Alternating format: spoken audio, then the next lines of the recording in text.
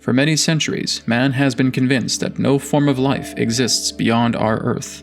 But find out why a statement like this is furthest from the truth in this episode of New Earth Teachings.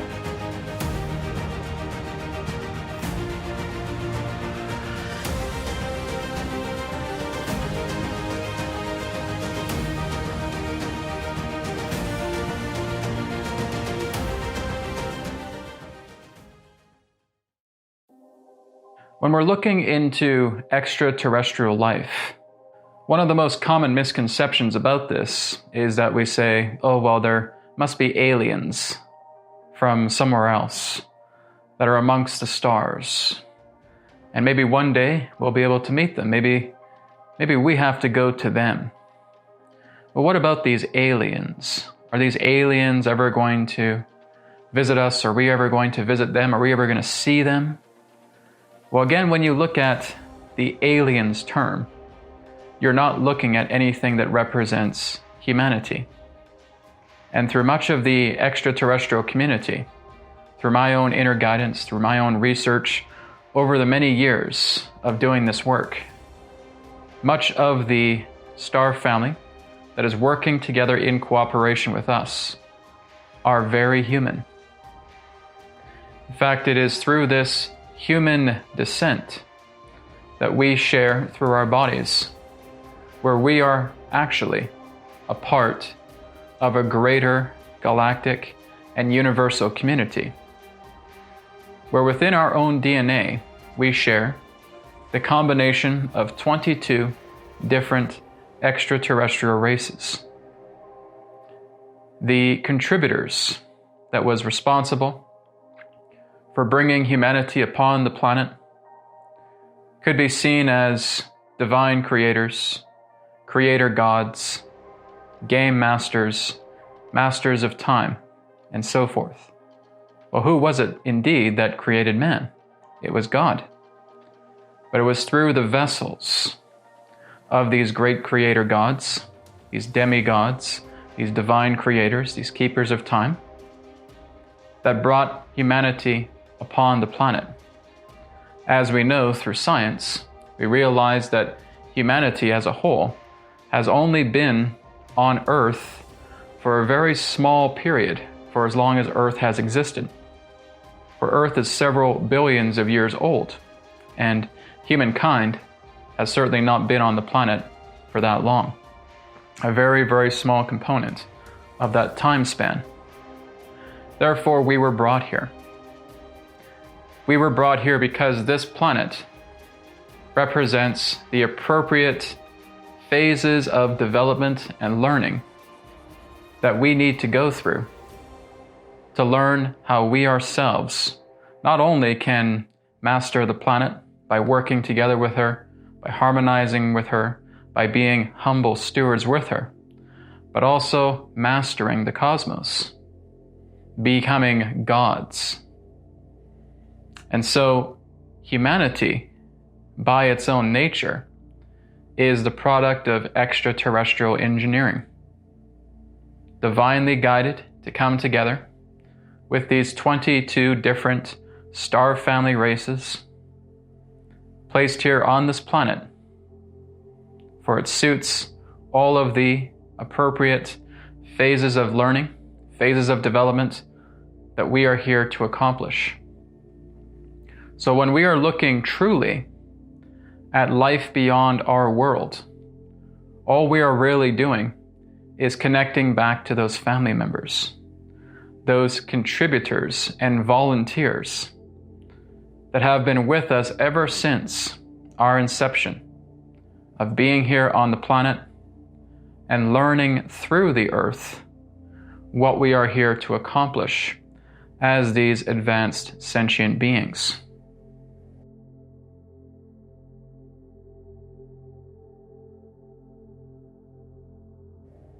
Now, throughout many of the ages, if we look into indigenous cultures, if we look into Egypt, if we look into Sumeria, if we look into the Inca, if we look into India, if we look into China, if we look into all the ancient times to where, quote unquote, the primitive people were on the planet, the languages that we speak, the mathematics that we know, this was not just something that was conjured up. We did not just conjure language. We did not just conjure mathematics. We did not just conjure how to build, how to construct. We were shown how to construct. We were shown how to build. We were shown how to perform mathematics. We were shown languages and number. Who was it that showed this to us? It was indeed our star family, our relatives from beyond the earth. For they have always been here, as I've said. They have always been here because they have always been watching us behind the scenes. When we look at the nature of a planet, when we're looking at the planet Earth, it is not just left alone by herself for her to work with the life forms that are upon her body. No, there are caretakers. Because if we see the planet Earth as a garden is not just going to take care of itself.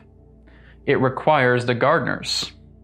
It requires these caretakers to tend to the garden.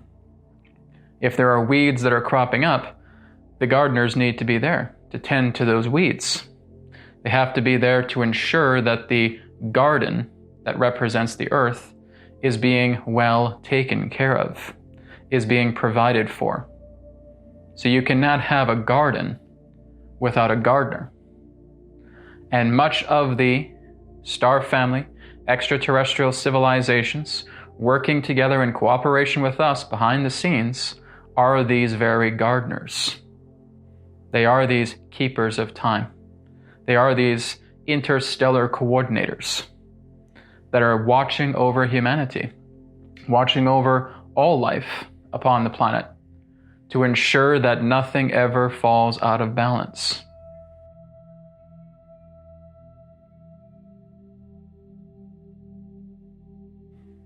And of course, we have many different civilizations that are representing these gardeners, these keepers of time, this star family that is working together with us behind the scenes. If we're going down to South Africa, we are seeing a lot of connections with the Anunnaki, not just with South Africa, but also with the Inca as well too. We also have connections with the Maya pertaining to the Anunnaki, right? So when we hear that word a lot, right? Well, the Sumerians talk of the Anunnaki, right? There's connections with South Africa pertaining to the Anunnaki. There's connections to Maya with the Anunnaki. There's connections to Peru with the Anunnaki. Who were they? What type of civilization was this? Well, it was not a civilization. The Anunnaki, in regards to its ancient nature, the originals who came here upon the planet, was not a singular race, but a collection of races. There were several different races that basically made up a federation. And so the Anunnaki are this type of federation, and they comprised of much of the contributors that assisted in humanity's creation. There are a lot of stories that the Anunnaki enslaved humans, and that they were digging for gold, and they would try to get humanity to dig and get the resources of ores from the earth so that they could have it for themselves. In a way, that is true, but that is not the Anunnaki that I speak of. Those particular beings would represent imposter races. Those are, again, coming at a later time. This is going back into the dawning of humanity, into where we were able to freshly put our feet onto the ground and start to build, start to educate, start to work together as communities. These are the Anunnaki that I speak of. We can also refer to them as the Elohim. We can refer to them again as the precursors or the predecessors, whatever you wish to term them, even the pre-Adamites. That we are looking at these ancient civilizations, these ancient races that comprised a particular federation. The Anunnaki, the Elohim, they came here and they visited every single culture that was on the earth at that time, going through the genesis of their development, helping them through life, giving them all the essential tools, giving them all the essential education and wisdom that they needed to learn again, to build, to construct, to grow food, to learn language. So even all of the languages that we have on the planet today did not come from the planet. Many of them came from extraterrestrial ancestry, which means our own languages, with our intelligence today, we could certainly come up with languages. But in the earlier times, no, we relied upon other languages to communicate with one another. And it goes back into those root languages, something like Sumerian, something like Sanskrit, something like ancient Hebrew. These are all examples of root languages that were handed down by our extraterrestrial star family ancestors to us so that we could communicate with one another.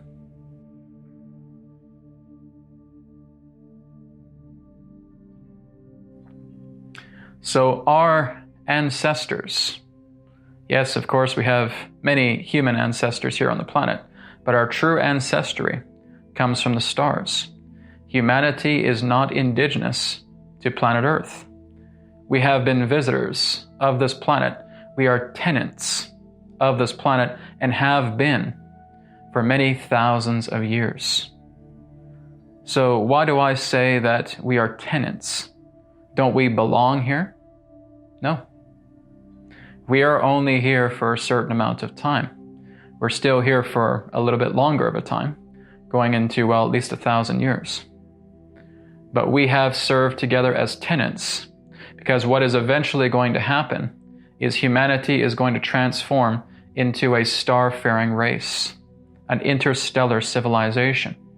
And we are going to take up homes across other planets throughout the galaxy. That is where our future homes are going to be.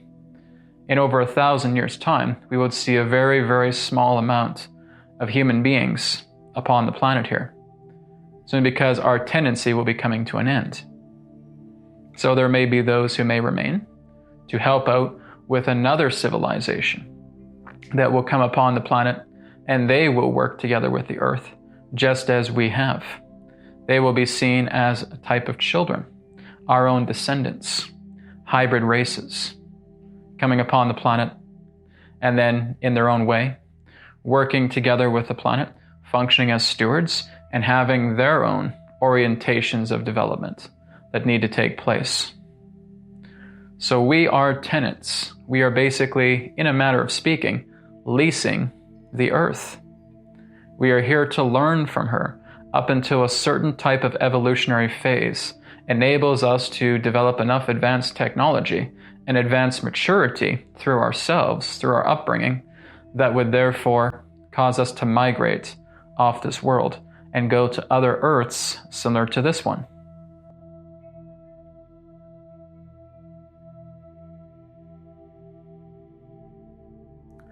Throughout your culture, there is the greater, shall we say, perception of off-world beings that are often seen as the ones that you would commonly refer to as the Greys. Maybe small beings with large heads and almond-shaped eyes, black eyes in that way, and again a complexion of skin color that may represent a grayish color. Now, many of you may identify these particular types of beings as extraterrestrial. Well, they are not. They are not extraterrestrial. It would be more appropriate to state that they are extra-dimensional, and that they once resided upon an Earth that was no longer habitable for themselves. And so through the advanced technologies they held, because many of them lived underground, Many of them also, in that sense, lived above the planet as well. There were certain groups of them that developed, as you would say, dimensional technology, quantum technology in that way, where they left behind their Earth and they traveled through time and through space, going into hundreds of thousands of different light years until they actually came upon this Earth that they would therefore interact with in a certain way. Well, Adronis, if they are indeed from another Earth, how would it be possible that they are actually traveling through the idea of time-space or space-time? Well, simply because the idea of different dimensional Earths represent, as you would understand in time, a distance. And that is the idea, is that space and time and space are married. They are together as one. So as you travel through the nature of time, you also travel through the nature of space, and vice versa. So this is what they therefore did. And they came upon a planet, your planet, and they were able to see much of the human race that in that sense are their ancestors. And that the beings that you would know as the Greys, we would just simply see them as an alternative human race, therefore started to make contracts with souls that were looking to incarnate on planet Earth, and saying that even though you are looking to incarnate, we would like you to participate in a volunteer program where we would be able to work alongside you and therefore receive genetic stock from you so that we could therefore continue our civilization, because we are unable to reproduce. And so there are certain human beings that have agreed to this, and there are certain ones who have not. But the whole idea in that sense is, as you have this arrangement, and there have been those who have, in that sense, been taken from their homes and placed upon these spacecraft and had their genetic stock, in that sense, contributed to the hybridization program of the Greys. This has happened even though you may have not have had a heads up consciously about it. So the Greys have produced a hybridization program. Now, that hybridization program has reached its completion. We would say that the Greys are no longer in that way of speaking, in that type of business anymore. So the idea is that their affairs relating to that particular program has concluded, and that the children, as a result of the hybridization between the Earth human and the alternative human, the alternate Earth human, the Greys, has therefore reached a state of fulfillment. And so the children that remain are the ones that are working together quite commonly with their parents. So their parents, again upon the Earth, will often have, as you would say, channeled contact, certain forms of telepathic experiences with their children on board these spacecraft. Now, these spacecraft that we speak of are not entirely theirs. They are borrowed craft. Some craft, in that sense, they are able to go on board and utilize in regards to that state of facility. Some have even become engineers and have started to build their own spacecraft as well too. So it is a mixed bag altogether, but they are able to, in that sense, go upon other vessels and again learn from others upon those vessels. And in that sense, they are also able to travel to different dimensions. And as they travel to different dimensions, this may entail the idea of them settling upon another planet and therefore cultivating a life there. Some may decide in that sense just to stay close to the Earth and talk to their parents. It all just depends upon what the child wishes to do. Nonetheless, the immediate family that relates to the Greys and humans all together are here, and many of them are reaching out to you. We would say that many of the common people, in that sense, that do connect with the Greys are often ones in that sense that have, shall we say, a very heightened state of intuitive empathic ability naturally.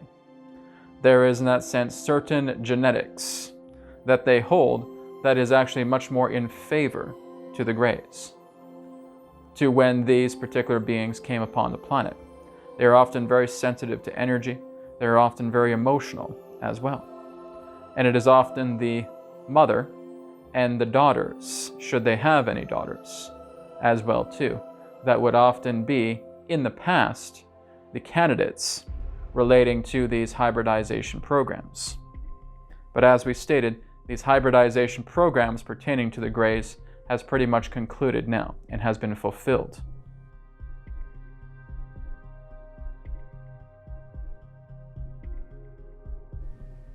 Well, what about our solar system?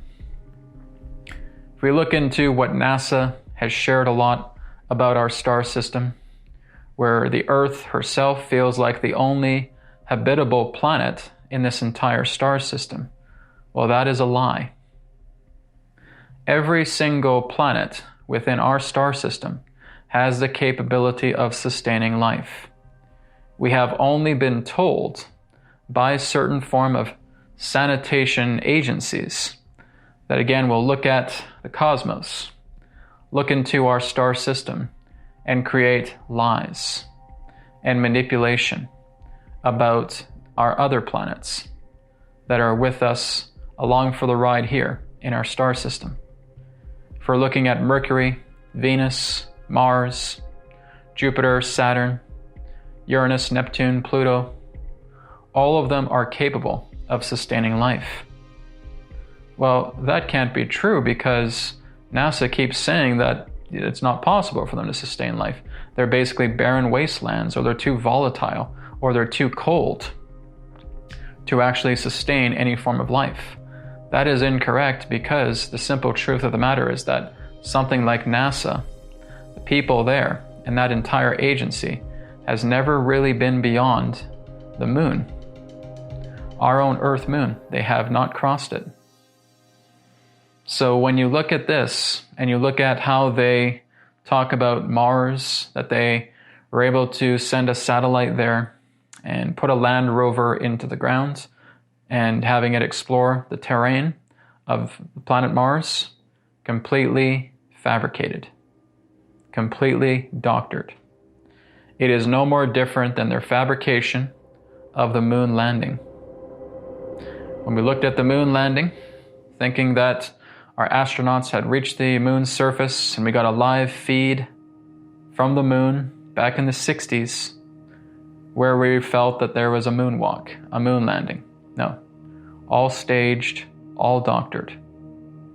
And again, it was even Stanley Kubrick himself that admitted that he was the film director filming the moon landing. Well, it has not changed since then. Even since that time, looking into today, there have been Hollywood-like directors that have come out and started to work with NASA and create these particular types of products, these stories about landing a rover on Mars and starting to explore Mars. No, these are nothing more than composites, computer-generated images, doctored photos, and so forth. NASA has not been on Mars. Sure, they've launched satellites into Earth's orbit, but that's about it. They have an interest in Venus. They may have an interest in Mercury. They may have an interest in the asteroid belt, and so forth. All of these particular forms of agencies are never the ones that are going to bring about information pertaining to extraterrestrial intelligence, because really they don't know that much about it. They are sanitation-based agencies. They are to keep the lie going in feeling that there's nothing here in the star system. There's no life out there whatsoever. It's just us upon the Earth, and that's it. Well, Brad, how can these planets sustain life if they're in the conditions that they are? We are only perceiving them to be in those conditions. But in actuality, all of those planets are shielded. They are basically holograms. When we are looking upon the surface of, say, Mars or Venus, or even our own moon, they are not the true images of those planets or that moon. It is very much like a veil that is covering the entire planet. And this is done to preventing ourselves from dropping in to other experiments taking place upon those planets. Those planets sustain life. So if we're looking at something like Venus, the planet Venus, we are told that it is so hot that it could melt lead upon its surface. That is a lie. In fact, Venus is as lush as the planet Earth. She has trees. She has vegetation. There are those who believe that Venus was exterminated in a war a very, very long time ago, and that many civilizations have lived underground.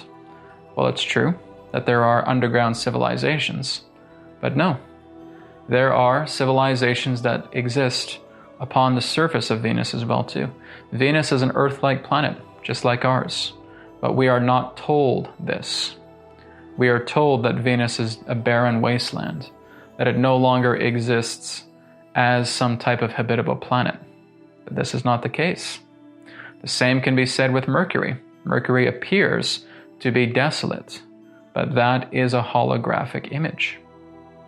So it may be very, very difficult to believe a lot of these things, but nonetheless, this is what I've received. This is what I've discovered through my own internal research, is that many of the planets here in our star system are very much alive. They are not dying planets. They are not dead planets. But these are veils. These are holograms that have been put up through the planets to cover up many of the living experiments taking place upon these planets so that they are not known. And it is mostly for humankind's sake that this is done. But they have not always been like this. It is up until a certain point where humanity went down a more shadowy path, where they felt that they were alone, where they felt that they were going through a greater deal of arrogance, of ignorance, of a warlike tendency, and to preserve much of the living experiments throughout the other planets, veils were put up so that humanity would feel like it was being locked down, quarantined on this planet, to feel like they were the only ones here in the star system that were inhabiting a planet. So even when we look at Jupiter, even when we look at Saturn, Neptune, Uranus, Pluto, we look at the moons that occupy those planets, all of them sustain life, but we are told that they don't, because this is the grand secret that has been kept under wraps for a very, very long time. To feel like, well, there's only the planet Earth, there's only us here that are living on this planet, and there's nothing else beyond our world. That, again, is a great lie. There certainly are other civilizations. In fact, our star family, as I've said, has never left our side. You are looking at spacecraft that are able to veil themselves into different dimensions, where it appears as if they are invisible, like they're cloaked in that way. But it's nothing to do with a cloaking technology. It's the idea that they're able to create a dimensional pocket around themselves, where they are simply not existing in the parallel dimension to where we exist. They are contained within the pocket of their own reality. It is somewhat similar to the idea of the planets, even though it is using holography, but there is also a dimensional pocket that represents the overlay of the planets for them to look like they do. It's a hologram, but it's not just the idea of some type of artificial nuts and bolts technology that we would understand. There's a lot of dimensional components contained within it on a quantum level.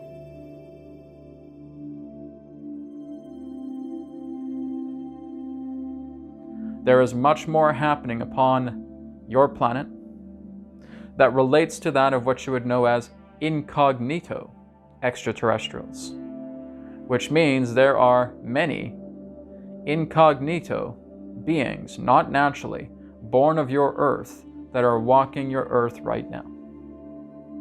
In fact, many of them are actually in plain sight.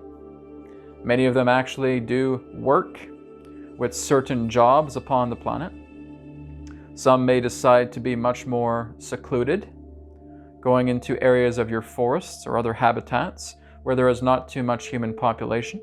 Some even have their own specific groups, where again, just those particular types of beings inhabit perhaps small villages or small towns in that way.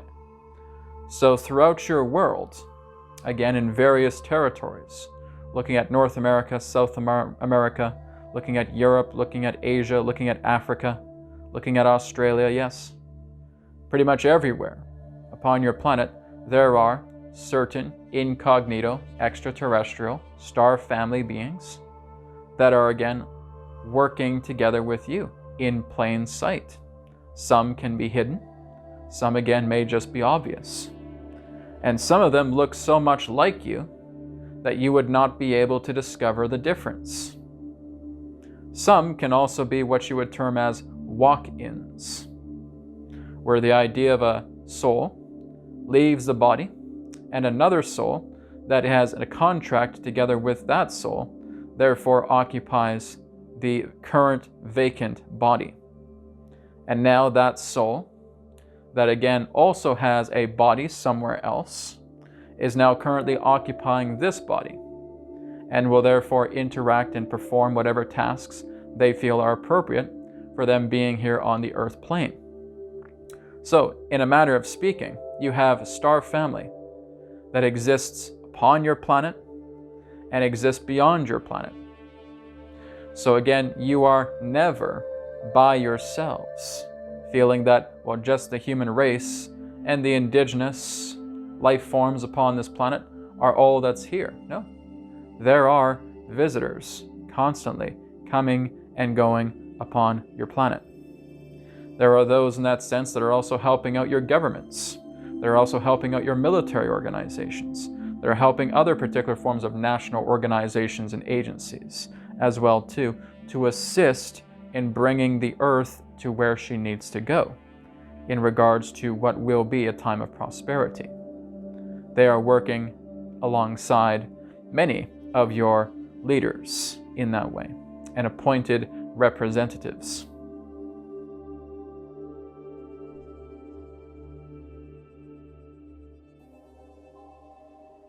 Well, Adronis, how do these civilizations reach Earth? You may say that there are hundreds, if not thousands, of these different civilizations. How are they able to know about the Earth, first of all? And once they are aware of the Earth, how do they get here? Do they travel through space somehow? No, they do not. It is not like, as you would say, your NASA space shuttles or rocket ships or anything of that nature. Those are archaic forms of technology, and they are far more volatile, more than anything else. So of course that is not utilized. A lot of it involves quantum technology.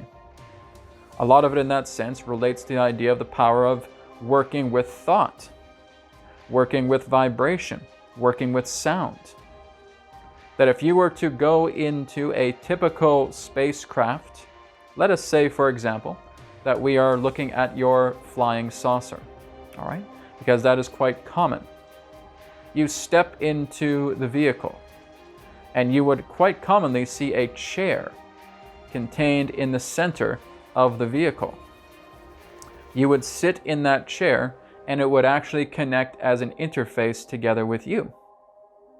And that this particular chair and its interface is connected directly into your own thoughts. Therefore, you can think of it flying upwards, and it will fly upwards. You can think of it flying down, it'll fly down. Front, back, left, right, etc. Now again, when you're working with the nature of thought, what a pilot will do is they will, again, imprint a vision, a thought of the space that they wish to occupy.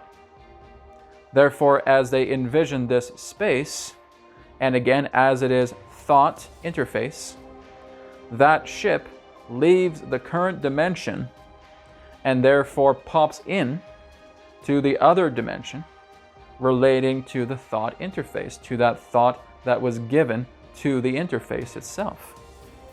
Now again, it works together on a quantum level. It works with vibration. It also works with sound, because sound is therefore what creates this vibrational effect. So what it is doing is it is working together with sound frequencies to create, as you would commonly refer to, as a type of wormhole. And therefore, as it leaves this dimension, it therefore is now simultaneously existing in this dimension to where it wishes to go. So again, you will discover in the times to come technology very similar to this. Now, you already have technology similar to this that is back engineered, for it has been in the custody of your shadow governments for a very, very long time, many decades. But again, because it is such a very, very powerful technology and it can be misused, it has been kept under lock and key.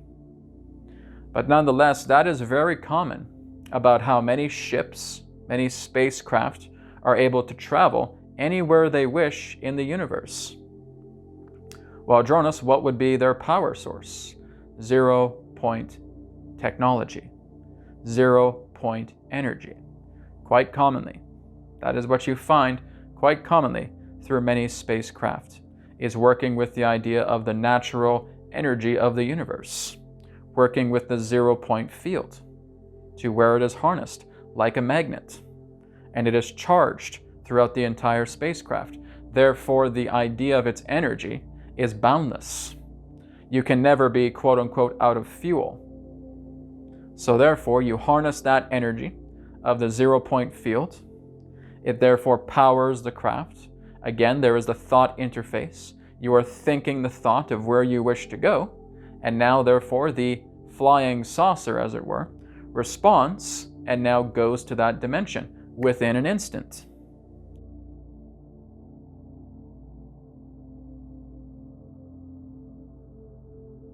All of this needs to be handled in a very gentle manner.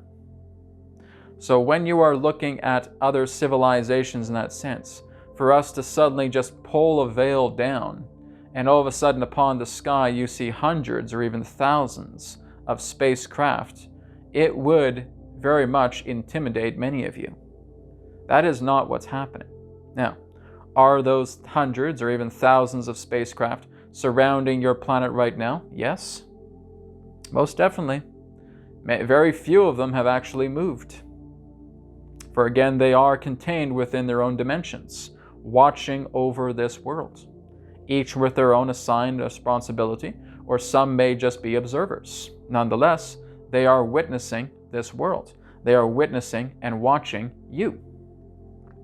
So it is premature and in that sense dangerous to think that we would simply just pull a veil and therefore see so many of these spacecraft occupying your skies. It would create a widespread panic. And that is the last thing that any of us would want to do to you. So what is happening is that there needs to be a softness. There is a fragility in humanity right now. There is a fracturing because many of you are so incredibly succumbing to fear and anxiety and apprehension. And so everything needs to be handled gently and delicately. And this will happen over the years to come, where there will be slow introductions to other civilizations that exist, because what it's going to do is it's going to create more questions. Along with these questions that therefore are shared, there will be examples of technologies that can represent that of what you would know as interstellar spacecraft, interstellar conveyances in that way, that can be introduced to humankind. As you start to feel a lot more comfortable and actually knowing that there is interstellar, intergalactic technology that is available, and knowing that other forms of technologies are being utilized in regards to interplanetary or intergalactic travel, then you are becoming a lot more acclimatized to the idea of actually being able to interact with other civilizations. So it is through your cues that you give us that bit by bit we slowly start to introduce certain concepts to your people, to your representatives, to your leaders in that sense. And again, we are always talking to you. You can always connect with us, whether it's Adronis or whether it's anybody else who you feel connected to. We will not shy away from that contact. But it's the idea in that sense of a certain degree of mental discipline that you have to work together through meditation, through telepathic contact, through your inner space to connect with us. But nonetheless, as these technologies start to become more introduced, as there is again a slower form of disclosure that is just gently and in that sense compassionately bringing you into the fold of realizing that other civilizations exist, and here's how many of them can travel. Now this is starting to create two paths that are eventually going to meet with one another. And so as we stated, we're taking our cue from you. We are able to measure the level of the collective consciousness to see in that sense when the ripeness will emerge, when it certainly feels that the time for our civilizations to meet together with you will occur. Adronis, will there be a certain civilization that will meet with us first? Well, many of you are already acquainted with the idea of the hybrids. Many of your mothers and many of your fathers that were responsible for the creation of the hybrids themselves, the procreation, are already aware of that particular form of introduction. But no, there is really no specific form of civilization that will come first. Again, as we stated, each of you have your own, shall we say, ties to different forms of civilizations. In fact, many of you have already made your own forms of contacts. So those contacts for yourselves will be the ones that come first. So many of you, it's the hybrid children, for they have come first. But to look in the idea of a contact, it's not about just looking at one civilization. It's looking into all civilizations that are here, that are associated, that are working together with all of you behind the scenes, which means you are going to look at a simultaneity of connecting with many different civilizations at the same time. That's where you're headed.